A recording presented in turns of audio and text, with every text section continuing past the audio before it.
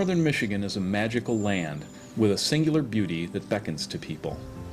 It calls us to drink in its majestic views, to savor its sparkling waters, to enjoy its abundant wildlife, and to breathe deeply of its clean, life-giving air. Northern Michigan calls out to us to enjoy and explore a land with natural beauty and small towns, a place where one can still find a small community with a soul.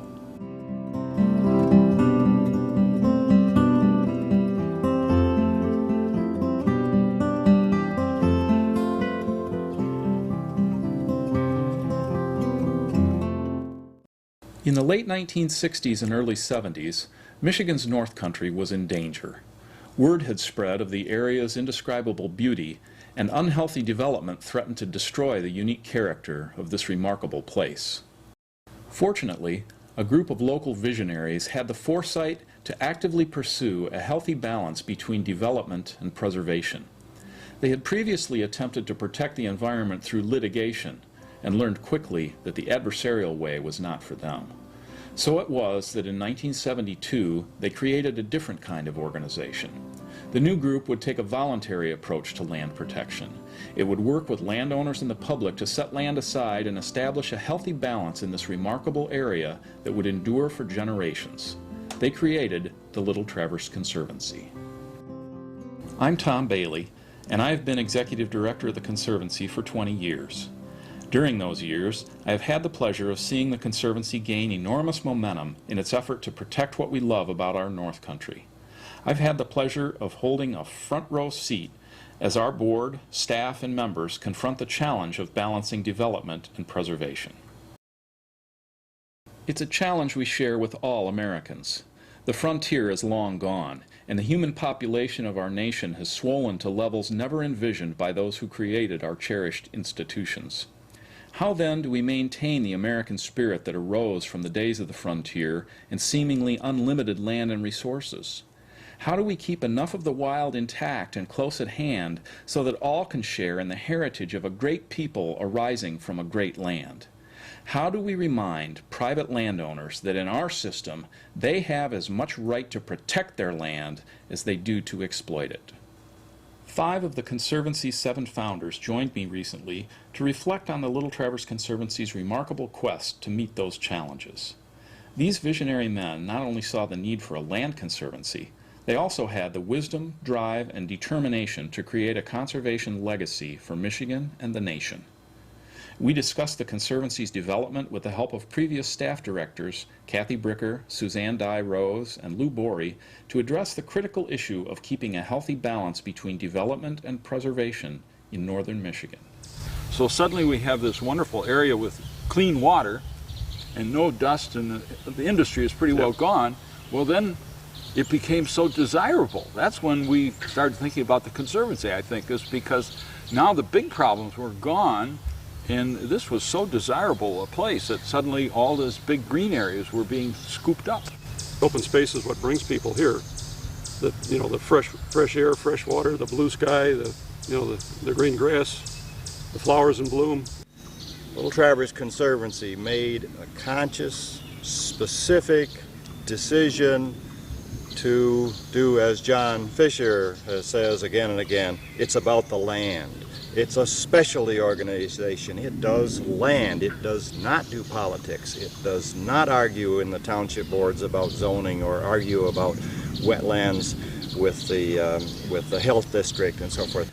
We went to the real estate, there was an annual meeting dinner that the real estate group had, and I went to be the speaker and said, this is what's going to be happening. Properties, you won't have this piece to sell, but the other pieces ought to be more valuable, and that ought to make up for your lack of income. Yeah. And they said, yeah, but about 2 or 3 years later, after we got some pieces, they started using the fact that it was next to or across from a nature preserve as a sales point, and they still do that. When I came to northern Michigan and took over as executive director, the first couple of years, 1984, 85, every single project we did, we saw about a 20% increase in the value of the surrounding. You could almost count on it being almost exactly a 20% increase in the value of the surrounding property. The way you started it and the course that you put it on and the vision you had with the narrow focus that Dave talked about, with the long-term focus that you've all talked about, with the community focus that you've talked about. There are very, very few organizations like this in the country. It took some real vision on the part of the people who did found this to realize that if they didn't start to protect the lands, it would be developed. We're going to have development here no matter what we do. This is a beautiful area and people want to live here, but we need to do it responsibly, and the role the Conservancy plays, at least in my mind, is they preserve the sections of it that really brought us here in the first place.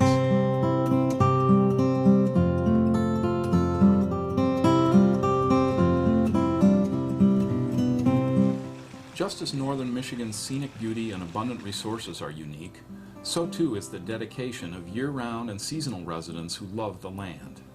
They are the supporters, defenders, and stewards of this beautiful living land. The people of northern Michigan created both the Conservancy and its rock-solid commitment to protecting land through direct ownership and win-win transactions between willing donors, buyers, and sellers.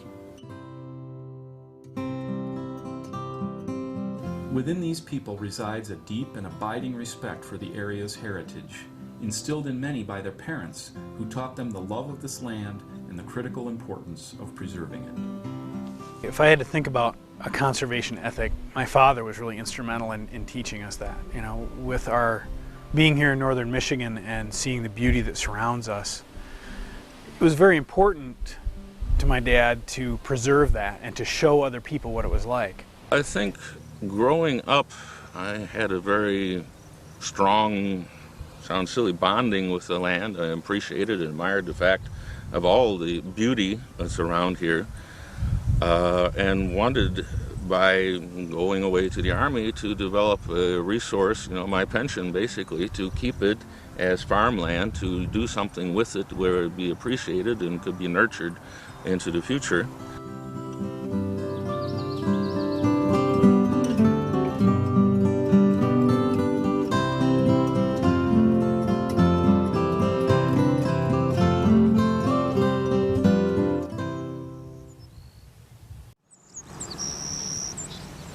Land is protected by the Conservancy in several ways. Sometimes, land is acquired outright.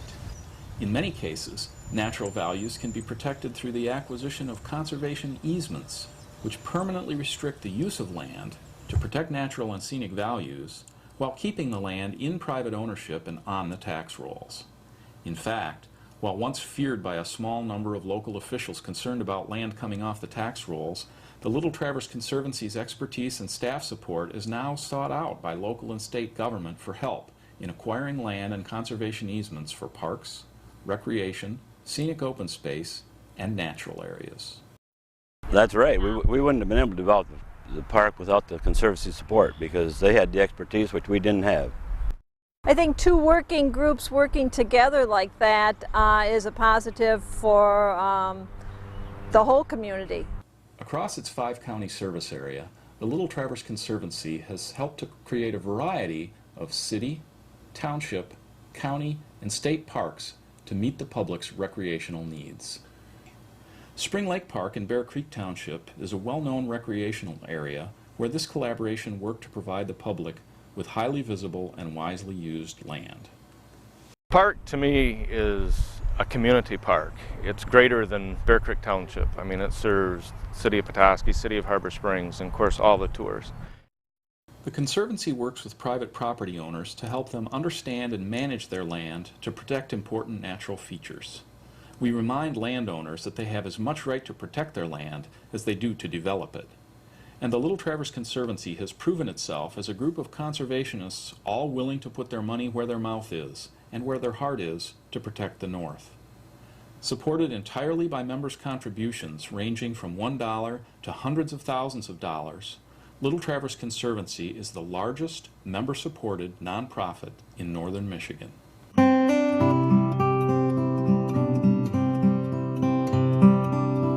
monumental example of the generosity which supports the Conservancy is the Alfield Family Foundation Conservation Challenge. This innovative program has a goal of making Land Conservation Challenge donations of $1 million annually for 10 years. This remarkable program has spurred the private and charitable sectors to make substantial investments to meet this challenge. Well, the challenge came about, I really owe the challenge to my daughter. She and I were rollerblading, of all things, in Harbor Springs, and it was one of those days in northern Michigan that you get where the sky is so blue, it takes your breath away, the air is so crisp, everything's so green that it sparkles. And she looked up and saw these gigantic homes of a new development on the bluff. And she said, "Dad, when did that all go up?" She said, "Aren't you going to do something about that?" And it was at that time it dawned on me that, my God, here's my daughter seeing things that I, just didn't see at the time, and came up with this plan with Tom Bailey, and approached my family and said, "Why don't we make a 10-year gift to the Conservancy of $10 million, $1 million a year, and use it as a challenge grant? So if we can build this around here, let's use this money, let's leverage the money, let's get people excited about it and involved about it." The Conservancy has been blessed with exceptional support from people who not only give land, but also provide the financial backing that allows us to purchase and care for properties in perpetuity. From friends and neighbors, landowners, philanthropists, and numerous others come the generous gifts of money and trust that make all of our accomplishments possible. I've been a lot of places in the world, in Europe and so forth, never found a farm like this one. We had it, we enjoyed it, we know that it can be done, and we've developed it, and now we've turned it over to somebody who will protect it for its longevity. We feel like we're part of contributing something to a community that we really love.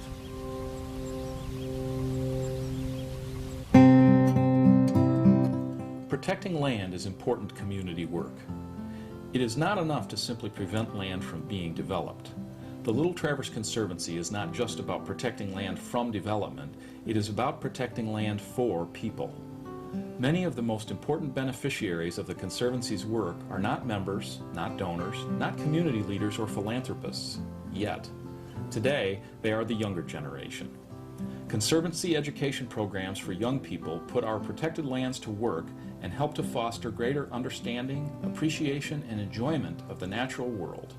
These programs are not only provided to schools free of charge, the Conservancy helps to offset transportation costs for those schools whose budgets cannot accommodate field trips.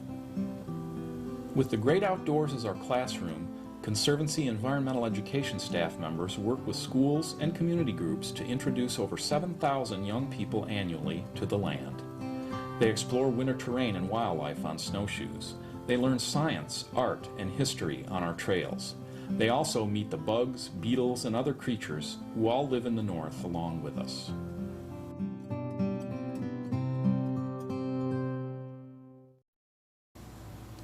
The Little Traverse Conservancy has come a long way since our 7 founders met in 1972.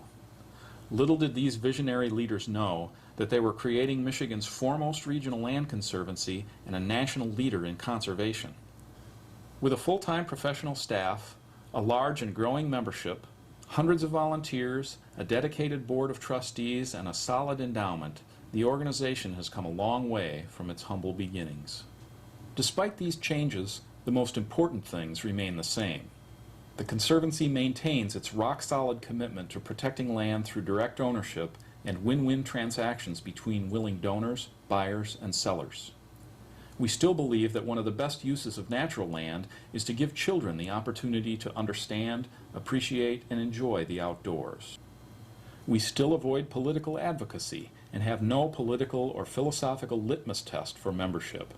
We are still the same broad coalition of local residents, resorters, environmentalists, developers, and others who believe that as more and more land is developed across the North, we need to dedicate a corresponding amount of land as nature preserves, parks, and conservation areas. By keeping this balance, we will avoid destroying the scenic beauty and natural character that are as vital to our local economy as they are to the area's unique charm and the quality of life we enjoy here. Today, the Conservancy is stronger than ever. We look forward to a bright future with still more accomplishments for the benefit of present and future generations who love the beauty, peace, and clean environment of Michigan's wonderful North Country. As hundreds of millions of dollars are invested each year in land development, the Conservancy is working hard to ensure that investment in conservation keeps pace. Together, we are establishing a healthy and constructive balance in private property rights that incorporates conservation along with development. We invite you to visit our nature preserves. They have been created for you. Enjoy the scenic views. Have fun at the many public areas we have helped set aside for nature study, relaxation, and recreation. And remember that as a locally based, locally funded, and locally governed nonprofit, the Little Traverse Conservancy is here to protect what we all love most in beautiful northern Michigan. Working together, we can all ensure that these places are protected forever.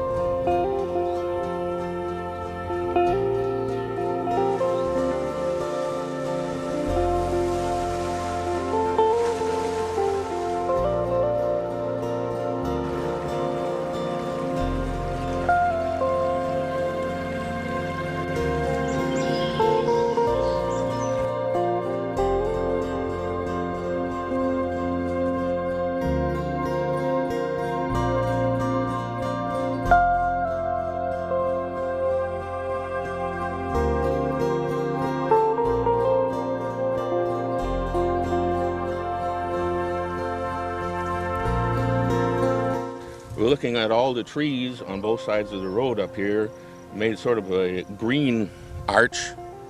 And she said something about, it sure looks nice. And then we both said, and that's the way it's going to stay.